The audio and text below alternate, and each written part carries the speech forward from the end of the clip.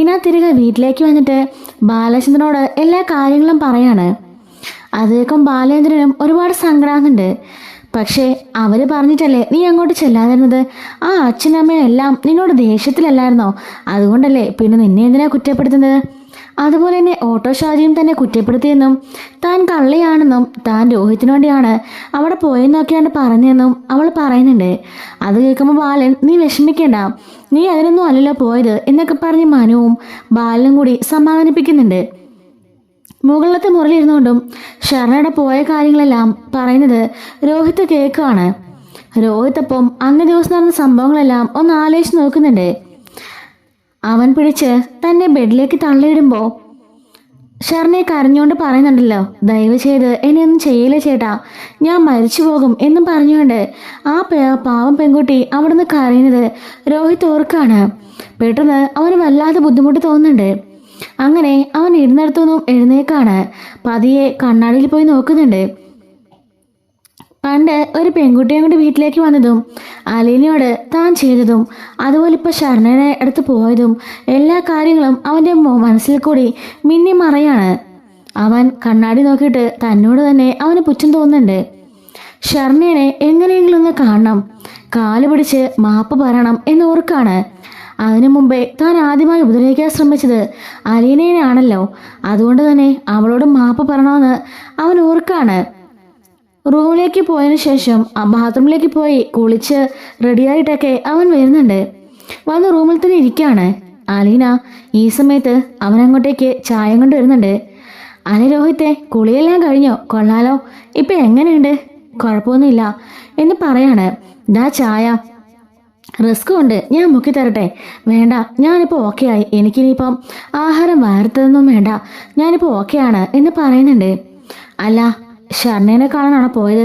അതെ, രാവിലെ ഇവിടെ ഓട്ടോ ഷാജി എന്ന് പറഞ്ഞ ചേട്ടൻ വന്നിരുന്നു. അയാളാ അന്ന് കണ്ണടിപ്പാറ കോളനിയിലേക്ക് ഞാൻ ആദ്യമായി പോയപ്പോൾ ആളുകളുടെ നിന്നും എന്നെ രക്ഷിച്ചത്. അയാളും ഇപ്പോൾ എന്നെ തെറ്റിദ്ധരിച്ചിരിക്കുക. കുറെ വന്ന് ദേഷ്യപ്പെട്ടു. നിനക്ക് വേണ്ടി ഞാൻ അയാളോട് സംസാരിച്ചു എന്നാ അയാൾ പറയുന്നേ. ഞാൻ അങ്ങനെ ചെയ്തിട്ടില്ലെന്ന് പറഞ്ഞിട്ട് അയാളെ കേൾക്കുന്നില്ല. എല്ലാവരും എന്നെ തെറ്റിദ്ധരിച്ചിരിക്കുക. ഷർണയ്ക്ക് ധൈര്യം കൊടുക്കാനാ ഞാൻ പോയത്. അതുപോലുള്ള ഒരുപാട് പെൺകുട്ടികളെ എനിക്കറിയാം, അതുകൊണ്ടാ ഞാൻ ചെന്നത്. പക്ഷെ എല്ലാവരും എന്നെ തെറ്റിദ്ധരിച്ചു. ഞാൻ മനഃപൂർവ്വമായിട്ട് രോഹിത്തിൻ്റെ കാര്യം പറഞ്ഞ് അവളെ കൺവിൻസ് ചെയ്യാൻ പോയതാണെന്നാ എല്ലാവരും കരുതിയത്. ആരോട് പറഞ്ഞിട്ടും ആരും വിശ്വസിക്കുന്നില്ല എന്നും പറഞ്ഞ് അവളെ സങ്കടപ്പെടുന്നുണ്ട്. നിന്റെ അവസ്ഥ ഇതാണെങ്കിൽ ശരണയുടെ അവസ്ഥ എന്തായിരിക്കുമെന്ന് നീ അന്ന് ആലോചിച്ച് നോക്കിയേ. പാവ പെൺകുട്ടി തകർന്ന് തരിപ്പണായിരിക്കായിരുന്നു. ആദ്യത്തെ ദിവസം ഞാൻ ചെന്നപ്പോളേ അവിടെ ആത്മഹത്യ ചെയ്യുമെന്നും പറഞ്ഞ് ഇരിക്കുകയായിരുന്നു. എനിക്കിനി ജീവിക്കേണ്ട എന്നൊക്കെ പറഞ്ഞ് വല്ലാത്തൊരു മാനസികാവസ്ഥയിലായിരുന്നു. നിങ്ങൾ ആമ്പിള്ളേർക്ക് അതൊന്നും പറഞ്ഞാൽ മനസ്സിലാവില്ല. അന്ന് നീയും ഹരിയും കൂടി എന്നെ ഉപദ്രവിക്കാൻ ശ്രമിച്ചപ്പോൾ ഞാനത് അനുഭവിച്ചതാ. അപ്പോൾ ആ പെൺകുട്ടിയെ 4 പേർ ചേർന്ന് റേപ്പ് ചെയ്ത് ആ അവസ്ഥയിലേക്ക് തിരിച്ച് വീട്ടിലേക്ക് ഉണ്ടാക്കുമ്പോൾ ആ മാനസികാവസ്ഥ എന്തായിരിക്കുമെന്ന് എനിക്ക് ഊഹിക്കാൻ പറ്റും. പക്ഷെ നിങ്ങളെ കൊണ്ട് അതൊരിക്കലും സാധിക്കില്ല. അതിൻ്റെ കൂടെ പാർട്ടിക്കാരും സമുദായക്കാരും എല്ലാവരും കൂടി അവൾക്ക് പ്രഷറായിരുന്നു നിന്റെ പേരുകൂടി പറയാനായിട്ട്. അങ്ങനെ ആ ഒരു മാനസികാവസ്ഥയിൽ അവൾ പറഞ്ഞത്. അല്ലാതെ ആ കുട്ടി പാവം പെൺകുട്ടി. സ്നേഹം കാണിച്ച് വഞ്ചിച്ചല്ലേ ഹരി കൂട്ടുകാർ കൂടി ആ പാവം പെണ്ണിനെ പങ്കിട്ട് കൊടുത്തത്. അവളുടെ ജീവൻ നശിപ്പിച്ചില്ലേ? എന്നോട് മനുവേട്ടനും പറയായിരുന്നു ഹരിയുടെ ജീവിതത്തെ പറ്റി. അവനിനി എന്താ ജീവിതം? ആ പെൺകുട്ടിയോട് അത്രയ്ക്കും ക്രൂരത കാണിച്ച അവനിനി ഒരു ജീവിതം വേണ്ട. ആ പെൺകുട്ടിയുടെ ജീവിതം അവൻ നശിപ്പിച്ചില്ലേ? നിനക്ക് വേണ്ടി കോടതിയിൽ മൊഴിമാറ്റി പറഞ്ഞപ്പോൾ എല്ലാവരും ഇപ്പോൾ ആ പെൺകുട്ടിക്കെതിരായി. പാവം എന്നെ കാണണമെന്ന് പറഞ്ഞ് ആ ഓട്ടോച്ചേരനോട് വാശിയായിരുന്നു. അങ്ങനെയാ ഞാൻ പോയതും. കണ്ടപ്പോൾ എനിക്ക് വലിയ സങ്കടമായി. എല്ലാവരും ആ കുട്ടിയെ ഒറ്റപ്പെടുത്തി. എല്ലാവർക്കും ഇപ്പോൾ അവളോട് വലിയ ദേഷ്യ. ആ പാർട്ടിക്കാരും സമുദായക്കാരും എല്ലാവരും അവളെ കുറേയൊക്കെ കുറ്റം പറഞ്ഞിട്ടാണ് പോയത്. അത് മാത്രമല്ല അവളുടെ അമ്മയും അച്ഛനും സഹിതം അവളെ ഒറ്റപ്പെടുത്തി കുറ്റപ്പെടുത്തുകയൊക്കെ ചെയ്തു. പാവം അവളുടെ സങ്കടം കണ്ടിട്ട് എനിക്ക് സഹിക്കാനായില്ല എന്ന് പറയുന്നുണ്ട്. രോഹി പറയുന്നുണ്ട്, എനിക്ക് ആ കുട്ടീനെ ഒന്ന് കാണണമെന്നുണ്ട്. കാല് പിടിച്ച് ഒന്ന് മാപ്പ് പറയണം. അപ്പോൾ അലീന പറയുന്നുണ്ട്, അതെന്തായാലും നിന്റെ നല്ല മാറ്റം രോഹിത്തെ. കാരണം നീ ഒന്ന് ചിന്തിച്ചു നോക്കിയേ, നിനക്ക് 3 സഹോദരിമാരാ. ഞാൻ നിന്റെ മൂത്ത ചേച്ചിയാ, അതുപോലെ ബബിതയും പിന്നെ നമ്മുടെ കൃഷ്ണമോളും. സത്യം പറഞ്ഞ ആ കുട്ടിക്ക് അങ്ങനെ സംഭവിച്ചപ്പോഴേ എനിക്ക് എൻ്റെ രേവതി കുട്ടിയെയും കൃഷ്ണമോളെയൊക്കെ ഓർമ്മ വന്നത്. അവരുടെയൊക്കെ പ്രായത്തിനേക്കാളും കുറച്ചുകൂടി പ്രായമല്ലേ ഉള്ളൂ. അപ്പോൾ നിന്റെ ഈ ഒരു സാഹചര്യത്തിൽ നീയും അതുപോലെ വേണം ചിന്തിക്കാൻ. നിന്റെ പെങ്ങന്മാരുടെ മുഖമാണ് ആ കുട്ടിയെ കാണുമ്പോഴും നിനക്ക് ഓർമ്മ വരേണ്ടത്. അങ്ങനെയാണെങ്കിൽ ഒരിക്കലും ഒരു പെൺകുട്ടിയോടും നമുക്കിങ്ങനെ ചെയ്യാൻ തോന്നില്ല രോഹിത്തെ എന്ന് പറയാണ്. പക്ഷെ ഹരിക്ക് അങ്ങനെയൊന്നുമില്ല. നിനക്കറിയാത്ത മറ്റൊരു സത്യം കൂടി ഞാൻ പറയാം. ഞാനിവിടെ വന്നതിന് ശേഷം ഒരു ദിവസം ഹരിനെ കൃഷ്ണമോളെയും ഒരു മുറി വെച്ച് ഞാൻ കണ്ടു. അത് അങ്ങനെ കാണാൻ പാടാത്തൊരു സാഹചര്യമായിരുന്നു. കൃഷ്ണമോൾക്ക് പാവം അതൊന്നും അറിയില്ലായിരുന്നു. ആ മുറിയിൽ അവളെ വിളിച്ചുകൊണ്ട് പോയിട്ട് അവൻ മോശമായിട്ട് അവളുടെ പെരുമാറുമായിരുന്നു. ഞാനവിടെ കണ്ടുകൊണ്ട് നിന്നുകൊണ്ടാ അന്ന് കൃഷ്ണമോളെ രക്ഷപ്പെട്ടത്. അതുപോലെ തന്നെ നിങ്ങളെല്ലാം കൂടി പിണങ്ങി കൊല്ലപ്പള്ളിയിലേക്ക് പോയിരുന്നല്ലോ. അവിടെ വെച്ചൊരു സംഭവമൊക്കെ നീ പോലീസ് സ്റ്റേഷനിൽ വെച്ച് അറിഞ്ഞു കാണുമല്ലോ. ഭവതിയോടും അവൻ മോശമായി പെരുമാറിയിട്ടുണ്ട്. പിന്നെയല്ലേ എൻ്റെ കാര്യം. ഇപ്പൊ തന്നെ നിനക്ക് മനസ്സിലായില്ലേ ഹരിയുടെ സ്വഭാവം എന്തായിരുന്നുള്ളത്? അവനൊരു വൃത്തികെട്ടവനാ. അമ്മയും പെങ്ങന്മാരെയും ഒന്നും തിരിച്ചറിയാത്തവൻ. അതുകൊണ്ട് ഒരിക്കലും നീ ഇനി ഹരിയുടെ കൂടെ പോകരുത്. അപ്പോൾ രോഹി ഒരിക്കലും ഇനി അവനോട് ഞാൻ പോയില്ല എന്ന് പറയാണ്. എന്തായാലും നിന്റെ മനസ്സിൽ ഷർണേനെ ഒന്ന് കാണണം, അവളോട് സോറി പറയണം എന്നൊക്കെ തോന്നിയല്ലോ. അത് തന്നെ വലിയ കാര്യടാ. നിന്റെ മനസ്സിന് നന്മയത്. നിന്റെ മനസ്സിൽ നന്മയുണ്ട്. പക്ഷെ എന്ത് ചെയ്യാനാ, ആ ചെറുത്താൻ നിന്റെ മനസ്സിലേക്ക് വിഷം കുത്തി നിറക്കിയല്ലായിരുന്നോ എന്ന് അലീന പറയാണ്. അതിനു മുമ്പായിട്ട് എനിക്ക് മറ്റൊരാളുടെ സോറി ചോദിക്കണം എന്ന് പറയുമ്പം അതാരാ എന്ന് ചോദിക്കുമ്പം അത് പിന്നെ ചേച്ചിയോട് എന്ന് പറയാണ്. ചേച്ചിയോടോ? എന്നോടോ? എന്തിന്? അത് പിന്നെ ഞാനും ഹരിയും കൂടി ചേച്ചിനല്ലേ ആദ്യം ഉപദ്രവിക്കാൻ ശ്രമിച്ചത്. അപ്പോൾ ഇതിനെ ചേച്ചിയോട് നീ അംഗീകരിച്ചല്ലേ? അത് പിന്നെ അല്ലാതെ ഞാൻ അംഗീകരിച്ചു. നിങ്ങളെൻ്റെ സ്വന്തം ചേച്ചിയാണെന്ന് എനിക്കറിയാം. എന്തായാലും നല്ല കാര്യമാടാ.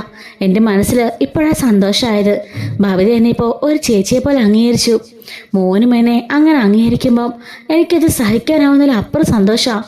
എനിക്കറിയില്ല ഇപ്പം എൻ്റെ മനസ്സിൻ്റെ അവസ്ഥ. ഞാൻ ഭയങ്കര ഹാപ്പിയാ എന്നൊക്കെ പറയാണ്. എന്നോട് ക്ഷമിക്കണം. അന്ന് ഹരിയും കൂടി എന്നെ എരിവ് കയറ്റിയത് കൊണ്ടാണ് അങ്ങനെയൊക്കെ സംഭവിച്ചത്.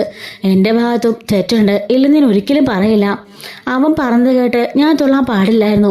ഞാനും കൊച്ചുകുട്ടിയൊന്നും അല്ലല്ലോ, എല്ലാം ചിന്തിക്കണമായിരുന്നു. എൻ്റെ വീട്ടിലും 2 പെൺകുട്ടികളുണ്ട്, പെങ്ങന്മാരുണ്ടെന്നൊക്കെ ഞാൻ ചിന്തിക്കണമായിരുന്നു.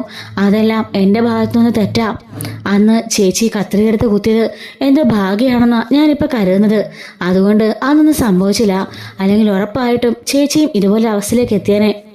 അതെനിക്ക് ഓർക്കാൻ കൂടി വയ്യ. എൻ്റെ കൂടപ്പിറപ്പാണ് ചേച്ചിന്ന് ഞാനിപ്പോൾ വിശ്വസിക്കുന്നുണ്ട്. അങ്ങനെയായിരുന്നെങ്കിൽ ആ ഒരു കാർ തേച്ചാലും മായ്ച്ചാലും മാറില്ലായിരുന്നു. ഞാൻ ആ ഒരു പേര് തന്നെ ഞാൻ ആത്മഹത്യ ചെയ്തേനെ എന്ന് പറയാണ്. നിന്റെ മനസ്സിൽ ഇങ്ങനൊരു വെളിച്ചം ഉണ്ടായല്ലോ, ഒരു മാറ്റം ഉണ്ടായല്ലോ. അത് തന്നെയാ എനിക്ക് ആവശ്യം. അല്ലാതെ നീ എന്നോട് സോറി എന്ന് പറഞ്ഞ കാര്യമില്ല. നീ എൻ്റെ അനിയനാ, ഞാനത് ക്ഷമിച്ചു. അറിവില്ലാതെ ഞാൻ നിന്റെ സഹോദരനെന്ന് മനസ്സിലാക്കാതെയാ നീ ചെയ്തത്. പക്ഷേ ഹരി അവനങ്ങനല്ല. അവനാണ് ഇതിനെല്ലാത്തിനും കാരണക്കാരൻ. അവൻ ഒറ്റ ഒരുത്തരാ ബാക്കി എല്ലാവരെയും പിഴപ്പിക്കുന്നത്. ഇനി ഒരിക്കലും ആ കൂട്ടിലേക്കൊന്നും പോയി ചാടരുത്. ഇനി നീ പഠിച്ച് നല്ല ജോലിയൊക്കെ വാങ്ങിച്ച് നല്ല അന്തസ്സായിട്ട് ജീവിച്ച് കാണിക്കണം എന്ന് പറയാണ്. ഷർണേനെ എന്ന് പോയി കാണണം എന്ന് രോഹി ചോദിക്കുമ്പം അതിനെക്കുറിച്ച് ഞാൻ പറയാം. ഞാൻ പറഞ്ഞല്ലോ, അവർ നാട്ടുകാരും ആൾക്കാരും എല്ലാം അവളെ ഇപ്പോൾ ഒരു അതിജീവിതയെ പോലെയാണ് കാണുന്നത്. അതിജീവിത എന്ന് പറഞ്ഞാൽ അവരുടെയൊക്കെ മുമ്പിൽ അവർക്കൊരു പുച്ഛാണ്. എല്ലാവരും അവളെ ഒരു തരം നോട്ടവും കളിയാക്കും. അതുപോലെ നിനക്ക് വേണ്ടി മൊഴി മാറ്റി പറഞ്ഞുള്ള ദേഷ്യവും എല്ലാം കാണിക്കുന്നുണ്ട്. ആ കുട്ടിക്ക് അങ്ങനെയൊന്നും പുറത്തുവരാൻ സാധിക്കില്ല. ഞാനും നോക്കട്ടെ, എന്തെങ്കിലും വഴിയുണ്ടാക്കാൻ പറ്റുമെന്ന് ഞാനും നോക്കാം എന്ന് അലീന പറയാണ്. അങ്ങനെ അവിടെ വെച്ച് തന്നെ ശരണേനെ അലീന വിളിക്കാണ്. ഈ സമയത്ത് അലീന ഫോൺ എടുക്കുന്നുണ്ട്. എന്താന്ന് ചോദിക്കുമ്പം നിന്നോടൊരാൾ സോറി പറയണമെന്ന് പറഞ്ഞു, കാണുന്നോണ്ട് കുഴപ്പമുണ്ടെന്ന് ചോദിക്കുമ്പം ചേച്ചി ഇവിടുത്തെ കാര്യങ്ങളെല്ലാം അറിയാലോ, എന്നെ പുറത്തേക്കെങ്ങും അങ്ങനെ അയക്കില്ല, അതുകൊണ്ട് ഞാൻ എങ്ങോട്ട് വരാനാ, എനിക്ക് പേടിയാ എന്ന് പറയുമ്പം അത് പിന്നെ ഇയാളെ അങ്ങോട്ടേക്ക് കൊണ്ടുവരാൻ ഒരിക്കലും സാധിക്കില്ല, അത് വലിയ പ്രശ്നമാവും, മോള് വന്നേ പറ്റുള്ളൂ, എങ്ങനെയെങ്കിലും ഒന്ന് വരാൻ പറ്റുമോ എന്ന് ചോദിക്കുകയാണ്. അത് പിന്നെ ഞാൻ രാവിലെ ക്ഷേത്രത്തിലേക്ക് വരാം, ചേച്ചി അങ്ങോട്ടേക്ക് വന്നാൽ മതി എന്ന് പറയാണ്. മോൾ ഒറ്റയ്ക്ക് വരണ്ട, കൂടെ ഓമനക്കുട്ടനെ കൂടെ കൂട്ടിക്കോ, നാട്ടുകാരൊക്കെ അതും ഇതുമൊക്കെ പറയും, മോളെ ഒന്നും മൈൻഡ് ചെയ്യണ്ട കേട്ടോ, അതൊന്നും കേൾക്കാത്ത ഭാവത്തിൽ മോളിങ്ങ് പോയിരുന്നാൽ മതി, ആരെങ്കിലും പറഞ്ഞാൽ അവർക്ക് നല്ല മറുപടിയും കൊടുത്തേക്ക് എന്ന് പറയുമ്പം ശരി ചേച്ചി എന്ന് പറയാണ്. അങ്ങനെ അലീനയും രോഹിയും കൂടെ പിറ്റേ ദിവസം രാവിലെ ഒരുങ്ങുകയാണ് കേട്ടോ. ഈ സമയത്ത് ബാലേന്ദ്രനോട് അലീന പറയുന്നുണ്ട്, അച്ഛാ ഇതുപോലെ അവന് അവളോടൊരു സോറി പറഞ്ഞെന്ന് പറഞ്ഞു, ഞങ്ങൾ പോയിട്ട് വരട്ടെ എന്ന് ചോദിക്കുമ്പം ബാലൻ ചോദിക്കുകയാണ്, എന്തെങ്കിലും പ്രശ്നം ഉണ്ടാവും മോളെ? ഇതിൻ്റെ പേരിൽ ഇനി ആ കുട്ടിക്ക് എന്തെങ്കിലും പ്രശ്നം ഉണ്ടാവോ? നാട്ടുകാരെല്ലാം കണ്ട വലിയ വിഷയമാവില്ലേ എന്ന് ചോദിക്കുകയാണ്. അച്ഛാ ഞാനൊന്ന് മാനേജ് ചെയ്തോളാം, അച്ഛന് പേടിയാണെങ്കിൽ അച്ഛനും കൂടെ കൂടെ വാ, എനിക്കിന്ന് വരാനാവില്ല, ഓഡിറ്റിങ്ങിലായിട്ട് കാര്യങ്ങളായിട്ട് അത്യാവശ്യമായിട്ട് പോകണം, നിങ്ങൾ തന്നെ പോയിട്ട് വാ. മനു പോയില്ല തിരികെ? അതെ മനുവേട്ടൻ പോയി, അല്ലെങ്കിൽ ഒരു സപ്പോർട്ടായനെ. സാരമില്ല ഞങ്ങൾ പോയിക്കൊള്ളാം എന്ന് പറയാണ്. മോളെ സൂക്ഷിച്ചു പോണം, നിനക്കറിയാലോ ആളുകൾ ആരെങ്കിലും അവനെ തിരിച്ചറിഞ്ഞാൽ വലിയ വിഷയമാകും, ഒരു മാസ്ക് വെച്ചോളാം പറ എന്ന് പറയുമ്പം ശരി അച്ഛാ ഞാൻ പറഞ്ഞോളാം എന്ന് പറയാണ്. അങ്ങനെ രോഹിയും അലീനയും കൂടെ കൂടിയിട്ട് അവർ പറഞ്ഞ സമയത്ത് വീട്ടിൽ നിന്നും ഇറങ്ങുന്നുണ്ട്. പക്ഷേ വൈജ ഇത് കാണുന്നില്ല കേട്ടോ. അങ്ങനെ വൈജ പുറത്തേക്ക് ഇറങ്ങി വന്നതിന് ശേഷം കൃഷ്ണയോട് ചോദിക്കുകയാണ്, അല്ലടി ഇവിടെ ഉണ്ടായിരുന്ന ഒരുത്തി ഉണ്ടല്ലോ, ഒരു സെർവൻറ്റ്, അവൾ എവിടെ എന്ന് ചോദിക്കുകയാണ്. അമ്മ ആരെ ഉദ്ദേശിച്ചാണ് പറഞ്ഞത്? ഇവിടുത്തെ സെർവൻ്റ് ആരാ എന്ന് ചോദിക്കുമ്പോൾ ഇവിടെ ഇപ്പോൾ തൽക്കാലം സെർവൻറ്റുമാരാരുമില്ല, പിന്നെ ഉള്ളത് അലീന ചേച്ചിയാ, അത് എൻ്റെ ചേച്ചിയാ. ഏത് വകയിലാടി നിന്നെ ചേച്ചിയെന്ന് ചോദിക്കുകയാണ്. അത് പലതവണ അമ്മയോട് ഞാൻ പറഞ്ഞതല്ലേ, പിന്നെയും പറയണമെന്നും എനിക്ക് വയ്യ, അമ്മയ്ക്കറിയാലോ എന്ന് ചോദിക്കുന്നുണ്ട്. അലീന ചേച്ചി രോഹിത്തേട്ടനെ അങ്ങോട്ട് പോയിരിക്കുക. രോഹി എങ്ങോട്ടോ? എങ്ങോട്ട്? അതൊന്നും എനിക്കറിയില്ല, എന്നോട് പറഞ്ഞില്ല. അവളെന്തിനാടി അവനെ കൊണ്ട് പുറത്തോട്ടേക്കൊക്കെ പോകുന്നത്? ഒന്നു തന്നെ പോയതിൻ്റെ ക്ഷീണം മാറിയിട്ടില്ല, പിന്നെ ഇവയ്ക്ക് എന്തോന്നിൻ്റെ കേടാ എന്ന് പറയുമ്പം എനിക്കറിയില്ല. അമ്മ പോയി ചേച്ചിയോട് ചോദിക്ക് എന്ന് പറയുമ്പം എല്ലാത്തിനും വളം വെച്ചു കൊടുക്കാൻ ഇവിടെ ഒരാളുണ്ടല്ലോ, അവൾ എന്ത് ചെയ്താലും ആർക്കൊരു കുഴപ്പമില്ല, ആര് പറഞ്ഞാലും ഒരു വിഷയമില്ല, എല്ലാത്തിനും സർവാധികാരം കൊടുത്ത് ഈ വീടിന് താക്കോല് അവളെ ഏൽപ്പിച്ചിരിക്കുകയല്ലേ. അപ്പോൾ ഇതല്ല ഇതിനപ്പുറം എല്ലാവരും കാണേണ്ടി വരും എന്നൊക്കെ പറഞ്ഞുകൊണ്ട് വൈജ ദേഷ്യപ്പെടുന്നുണ്ട്. അങ്ങനെ രോഹിത്തും അലീനയും കൂടിയിട്ട് ആ ക്ഷേത്രത്തിലേക്ക് പോവാണ്. ഓൾറെഡി ശരണയും വന്ന് അമ്പലത്തിൽ തൊഴുതിട്ടൊക്കെ ഇറങ്ങി. അങ്ങനെ ഓമനക്കുട്ടനും ശരണയും കൂടി കൂടിയിട്ട് അവിടെ ഒരു കോർണറിൽ വെയിറ്റ് ചെയ്യായിരിക്കും. അപ്പോഴാണ് കാറിൽ രോഹിയും അലീനയും കൂടി ചെല്ലുന്നത്. മാസ്ക് വെച്ചോളാൻ അലീന പറയുന്നുണ്ട്. അങ്ങനെ മാസ്ക് വെച്ചിട്ട് അവിടെ നിന്ന് ഇറങ്ങാണ്. ആരാണ് തന്നെ കാണാൻ വരുന്നതെന്നുള്ള ആകാംക്ഷയിൽ നോക്കി നിൽക്കുകയാണ് ശരണ്യ. അലീന അങ്ങോട്ടേക്ക് പുറത്തേക്ക് ഇറങ്ങാണ്. രോഹിയും കൂട്ടി ശരണ മുമ്പിലേക്ക് ചെല്ലുന്നുണ്ട്. അപ്പോൾ ശരണ്യ രോഹിയുടെ മുഖം കാണുമ്പോൾ തന്നെ മനസ്സിലാവാണ് കേട്ടോ. അപ്പോഴേക്കും അവൾ പൊട്ടിക്കരയുന്നുണ്ട്. അയ്യോ മോളെ പൊട്ടിക്കരയല്ലേ, ദയവ് ചെയ്ത് മോള് വിഷയമൊന്നും ഉണ്ടാക്കരുത്, മോക്കറിയാലോ ആരെങ്കിലും ഇവനെ തിരിച്ചറിഞ്ഞാൽ വലിയ വിഷയമാകും എന്ന് പറയാണ്. അപ്പോഴേക്കും ഓമനക്കുട്ടൻ ഇതാരാ എന്ന് ചോദിക്കുകയാണ്. അപ്പോൾ അലീന പറയുന്നുണ്ട്, അത് പിന്നെ ഈ ഇവിടെ ശരണ്യ കോടതിയിൽ മൊഴി മാറ്റി പറഞ്ഞില്ലേ, അലീനനെ ശരണനെ ഉപദ്രവിച്ചില്ലെന്ന് പറഞ്ഞില്ലേ, ആ പയ്യനാ എന്ന് പറയുമ്പം ഓമനക്കുട്ടൻ ചോദിക്കുകയാണ്, തനിക്കൊക്കെ നാണമുണ്ടോടോ? തനിക്കുമില്ലേ വീട്ടിൽ 2-3 പെങ്ങന്മാര്, ഞാൻ അറിഞ്ഞു, എന്നിട്ടും എൻ്റെ പെങ്ങളെ കുരുതി കൊടുക്കാൻ താൻ കൂട്ടുന്നില്ലേ? താനൊരു കോള് വിളിച്ചിരുന്നെങ്കിൽ, ഒരു പോലീസിനെ വിളിച്ചിരുന്നെങ്കിൽ എൻ്റെ പെങ്ങളെ രക്ഷപ്പെടില്ലായിരുന്നോ എന്നൊക്കെ ചോദിക്കുകയാണ്. അതെങ്ങനാ, താനും കൂടി അതിൽ പങ്കെടുക്കാൻ നിൽക്കുകയല്ലായിരുന്നോ? ആ ഒരു പീഡനത്തിൽ നാണം കെട്ടവന്മാര് എന്നൊക്കെ പറയാണ്. രോഹി ഒന്നും മിണ്ടാതെ തലകുണ്ടിച്ച് നിൽക്കുന്നുണ്ട്. അലീന അപ്പം സമാധാനിപ്പിക്കുകയാണ് കേട്ടോ അവളെ. ശരണ്യനെ അലീന പറഞ്ഞ് സമാധാനിപ്പിക്കുകയാണ്. മോളെ, അന്ന് രോഹിത് മോളോട് ചെയ്തതൊക്കെ വലിയ കുറ്റമാണെന്ന് എനിക്കറിയാം, പക്ഷേ ലാസ്റ്റ് നിമിഷം അവൻ ഉപദ്രവിക്കാതെ മാറിയെന്നല്ലോ, അതിൻ്റെ വലിയ കാര്യമില്ലേ എന്ന് പറയാണ്. ശരിയായച്ചി, എനിക്ക് ഓർമ്മയുണ്ട്, രോഹിത്തിനെ അവരെല്ലാം കൂടി പിടിച്ച് എൻ്റെ മേലോട്ടിടുകയായിരുന്നു. ആ സമയത്ത് രോഹിത്തിനോട് ഞാൻ കരഞ്ഞു പറഞ്ഞു എന്നെ ഒന്നും ചെയ്യില്ലേന്ന്. അപ്പോൾ അവൻ ചാടി എഴുന്നേറ്റ് ഓടാൻ ശ്രമിച്ചപ്പോൾ അവരെല്ലാവരും കൂടി കഥകടിച്ച് മുറിയിൽ ബാത്റൂമിൽ പൂട്ടിയിടുകയായിരുന്നു. രോഹിത്തിൻ്റെ ഫോണും മേടിച്ച് വെച്ചു, അതെനിക്ക് ഓർമ്മയുണ്ട് എന്ന് പറയുന്നുണ്ട്. എന്തായാലും ഗൂഢാലോചനയിലും ബാക്കി എല്ലാത്തിലും ഇവൻ പങ്കെടുത്തവൻ തന്നെയാ, അപ്പോൾ ഇവൻ തെറ്റുകാരൻ തന്നെയാന്ന് അലീന പറയുന്നുണ്ട്. ശരണ പറയാണ്, എൻ്റെ ജീവിതത്തിലെ മറക്കാനാവാത്ത ഒരു ദിവസം അത്, ഒരു ദുസ്വപ്നം പോലെ എന്നും ആ സംഭവം എൻ്റെ മനസ്സിൽ കിടക്കും. എൻ്റെ ജീവൻ തന്നെ നശിപ്പിച്ചത് ആ ഹരി ഒറ്റയൊരുത്തനാ, അവൻ ഇനി ഒരിക്കലും പുറലോകം കാണരുത് ചേച്ചി എന്നൊക്കെ പറഞ്ഞുകൊണ്ട് കരയുന്നുണ്ട്. ഓമനക്കുട്ടൻ പറയാണ്, ഇവനെയും അങ്ങനെ വെറുതെ പാടില്ലായിരുന്നു, ഗൂഢാലോചനയെല്ലാം പങ്കെടുത്തതല്ലേ, ആ സമയത്ത് ഇവൻ എവിടെ പോയിരുന്നു?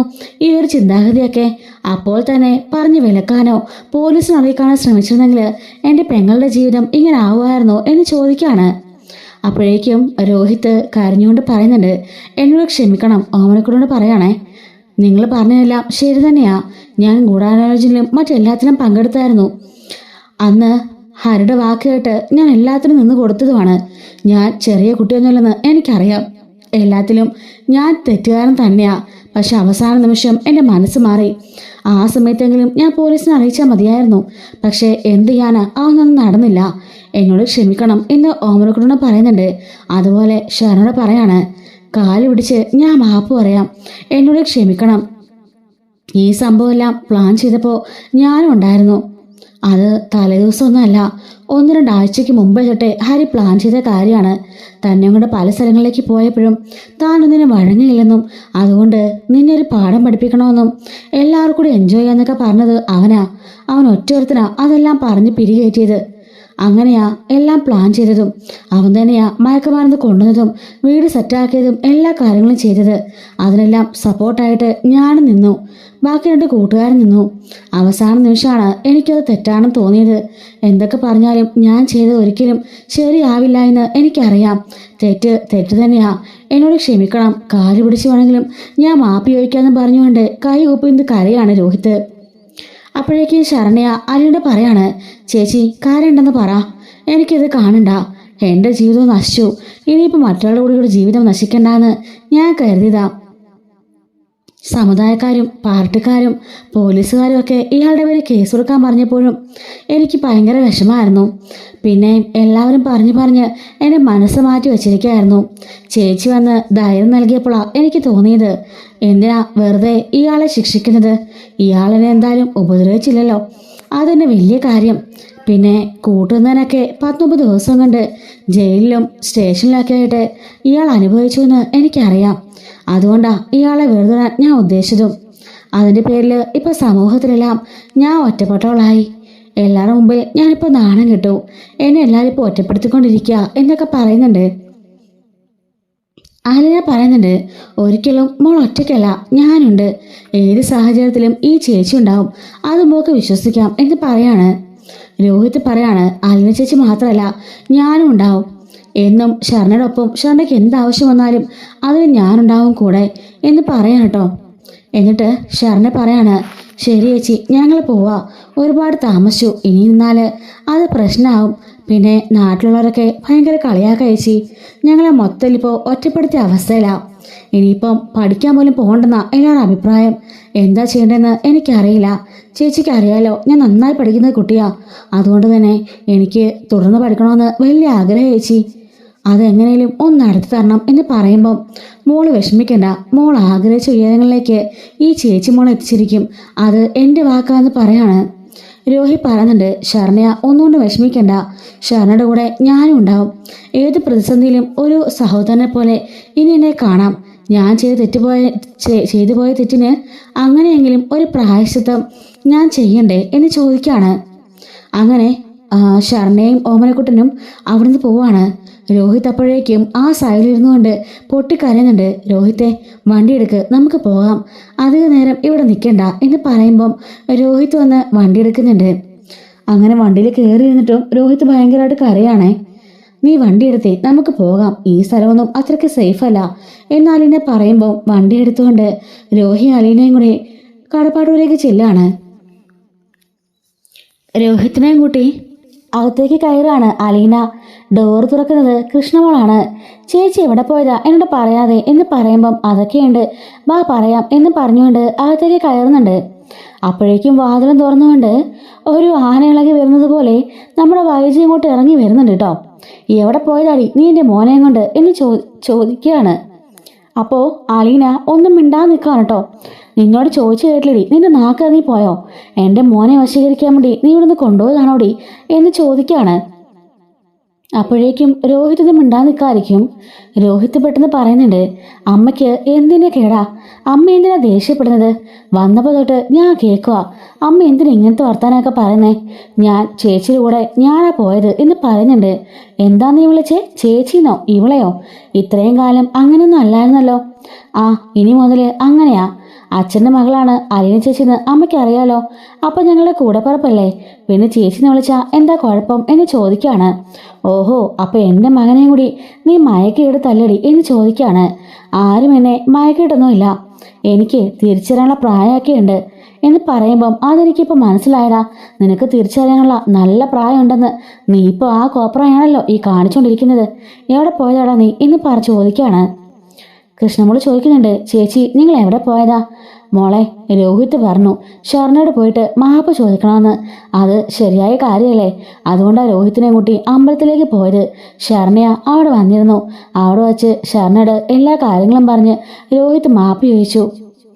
അതോടുകൂടി അവൻ്റെ മനസ്സിലും കുറെ ആ ഒരു ഭാരം ഇറങ്ങി എന്ന് പറയുമ്പം, നിനക്ക് നാണമില്ലടാ അവളുടെയൊക്കെ മുമ്പിൽ പോയി മാപ്പ് ചോദിക്കാൻ എന്ന് ചോദിക്കുമ്പം രോഹിത് പറയുന്നുണ്ട്, ആ പെൺകുട്ടി ഒറ്റയാൾ കാരണമാണ് ഞാനിപ്പോൾ ഇവിടെ നിൽക്കുന്നത്. അല്ലെങ്കിൽ ഹരിയെപ്പോലൊക്കെ ജീവപര്യന്തം ശിക്ഷയും വാങ്ങിച്ച് ഞാനിപ്പോൾ ജയിലിൽ കിടന്നേനെ. ജയിലിൽ കിടക്കുന്നത് അത്രയ്ക്ക് സുഖമുള്ള കാര്യമൊന്നുമല്ല. അതമ്മ ഓർമ്മിച്ചോ എന്ന് പറയുന്നുണ്ട്.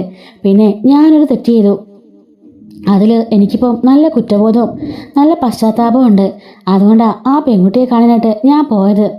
ജീവിതത്തിൽ തകർന്നടിഞ്ഞ് എല്ലാം നഷ്ടപ്പെട്ട അവസ്ഥയിലാണ് ആ പെൺകുട്ടി നിൽക്കുന്നത്. അല്ലച്ചിച്ച് പറഞ്ഞെല്ലാം ഞാൻ കേട്ടു. അതുകൊണ്ടാ പോയിട്ട് ആ കുട്ടിയുടെ മാപ്പ് പറയണമെന്ന് എനിക്ക് തോന്നിയത്. അതെന്തായാലും നന്നായി. മാപ്പ് പറഞ്ഞുകൊണ്ട് എൻ്റെ മനസ്സിന് ഇപ്പോൾ വലിയ സമാധാനമായി. ഒരു വലിയൊരു കല്ല് എൻ്റെ ചങ്കിന്ന് ഇറക്കി വെച്ചതുപോലുണ്ട് എന്ന് രോഹി പറയാണ്. എന്നും പറഞ്ഞുകൊണ്ട് രോഹി മുകളിലേക്ക് കയറിപ്പോന്നുണ്ട്. ഇവൾ ഒറ്റ എഴുത്തിയ ഇതിനെല്ലാം കാരണക്കാരി. നീ എന്തിനാടി അവനെയും കൂട്ടി അങ്ങോട്ടേക്ക് പോയത്? മേഡത്തിൻ്റെ മോൻ പറഞ്ഞത് കേട്ടില്ലേ? മോനാ പറഞ്ഞത് അവളെ കാണാൻ പോകണം, മാപ്പി ചോദിക്കണമെന്ന്. അതുകൊണ്ടാ ഞാൻ കൊണ്ടുപോയതും, അല്ലാതെ എന്ന് താല്പര്യപ്രകാരമൊന്നും അല്ല. അപ്പോൾ കൃഷ്ണൻ ചോദിക്കുകയാണ്, അമ്മേ അത് ശരിയായ കാര്യമല്ലേ? രോഹിതൻ ആ കുട്ടിയോട് തെറ്റ് ചെയ്തില്ലേ? അതുകൊണ്ട് പോയി മാപ്പ് ചോദിക്കുന്നില്ല നല്ലത്. മാപ്പ് ചോദിച്ചപ്പം ആ കുട്ടിക്കും ഒരാശ്വാസമായി കാണും. അതുപോലെ രോഹിതനും വലിയ ആശ്വാസമായില്ലേ എന്ന് ചോദിക്കുകയാണ്. പിന്നെ ആശ്വാസം, ഇവിടെ എന്തൊക്കെ തീരുമാനിക്കുന്നോ അതനുസരിച്ച് ഇവിടെ ഉള്ളവരൊക്കെ പാവയെപ്പോലെ ഇട്ട് ആടിക്കുക ഇവള്, അല്ലാതെ വേറൊന്നും അല്ല എന്ന് പറയുന്നുണ്ട്. അല്ലെങ്കിൽ തന്നെയും അമ്മയ്ക്ക് എന്ത് പറഞ്ഞാലും അമ്മയ്ക്ക് മനസ്സിലാവില്ല. ഇങ്ങനെയൊക്കെ പറഞ്ഞുകൊണ്ടേ അമ്മ ഇരിക്കുള്ളൂ. പറഞ്ഞിട്ടൊന്നും യാതൊരു പ്രയോജനമില്ല എന്നും പറഞ്ഞുകൊണ്ട് കൃഷ്ണമോള് ദേഷ്യപ്പെട്ട് കയറി പോകുന്നുണ്ട്. അപ്പോഴേക്കും ബാലൻ അങ്ങോട്ട് വരാണേ. വന്നതിന് ശേഷം അയാൾ ചോദിക്കുകയാണ്, എങ്ങനെയുണ്ടായിരുന്നു പോയിട്ട്? രോഹി മാപ്പ് പറഞ്ഞു എന്ന് ചോദിക്കുമ്പം അവിടെ നടന്ന സംഭവങ്ങളെല്ലാം അലിനെ പറയാണ്. അവൻ്റെ മനസ്സിന് ഇപ്പോൾ വലിയൊരു ഭാരം ഒഴിഞ്ഞ പോലെ അയച്ചാൽ അവനിപ്പോൾ ഓക്കെയാണ്. ഇനിയിപ്പം പതിയെ ജീവിതത്തിലേക്ക് തിരിച്ചു വരും എന്ന് പറയുന്നുണ്ട്. അച്ഛാ, അത് മാത്രമല്ല ആ പെങ്ങളുടെ പഠിത്തം എല്ലാവരും കൂടെ മുടക്കിയിരിക്കുക രോഹിത്തിന് വേണ്ടി മൊഴി പറഞ്ഞതിന്. ഇപ്പോൾ എല്ലാവരും ആ പെങ്ങളുടെ പഠിത്തവും നിർത്തി കളിയാക്കലും ഒറ്റപ്പെടുത്തലും കുറ്റപ്പെടുത്തലാക്കിയ ആ കുട്ടിക്ക് നമ്മൾ എന്തെങ്കിലും ചെയ്തു കൊടുക്കണം. അവൾക്ക് എന്തെങ്കിലും സഹായം ചെയ്യണം. അതുപോലെ ആ കുട്ടിയെ പഠിപ്പിക്കണം. ആ കുട്ടിയുടെ എല്ലാ കാര്യങ്ങളും നോക്കണം എന്നൊക്കെ പറയുമ്പം ബാലന് പറയാണ്, അതിനെന്താ കുഴപ്പം? എൻ്റെ മോൻ്റെ ജീവിതവും ജീവനും ഒക്കെ രക്ഷിച്ചത് ആ കുട്ടിയല്ലേ. അവൾക്ക് വേണ്ടി എന്ത് ചെയ്യാനും എനിക്കൊരു കുഴപ്പമില്ല. എത്രയും പെട്ടെന്ന് നമുക്കതെല്ലാം നടത്തി കൊടുക്കാമെന്നും ബാലേന്ദ്രൻ അലീനയ്ക്ക് വാക്ക് കൊടുക്കുകയാണ്.